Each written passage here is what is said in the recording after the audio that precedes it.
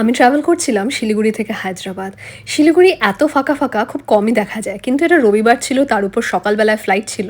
তার জন্য 30 মিনিটের মধ্যে পৌঁছে গেছিলাম বাগডোগরা এয়ারপোর্টে। 6 বছর আগে যখন আমি শিফট হয়েছিলাম হায়দ্রাবাদে, দিনে মাত্র একটা ডাইরেক্ট ফ্লাইট ছিল। এখন সেটা বেড়ে 5টা ফ্লাইট হয়ে গেছে ডেলি। এবার শিলিগুড়িতে জ্যাম থাকুক না থাকুক, বাগডোগরা এয়ারপোর্টে এসে থাকলে জানবে তোমরা, সব সময় ভিড় থাকে। তার উপর ইন্ডিগোর ফ্লাইট হলে লাইন তো শেষ হতেই চায় না। বাট আমি সাজেস্ট করবো বাগডোগরা এয়ারপোর্টে আসলে ডিজি যাত্রাটা অবশ্যই করে রাখবে। ঢোকাতেও খুব তাড়াতাড়ি হয়, তার উপর সিকিউরিটিও তাড়াতাড়িতে পৌঁছে যাবে। এবার কিন্তু বাস থাকেনি, ডাইরেক্টলি হেঁটে হেঁটেই পৌঁছে গেছিলাম ফ্লাইট অবধি। মাত্র 2 ঘন্টার ফ্লাইট। আর এবার আমি ঠিক করেছিলাম আমি ঘুমাবো না, তার জন্য ট্যাবের মধ্যে মুভি দেখতে দেখতে আর বাড়ির থেকে লাঞ্চ পাঠিয়ে দিয়েছিল, খেয়ে পৌঁছে গেলাম হায়দ্রাবাদে।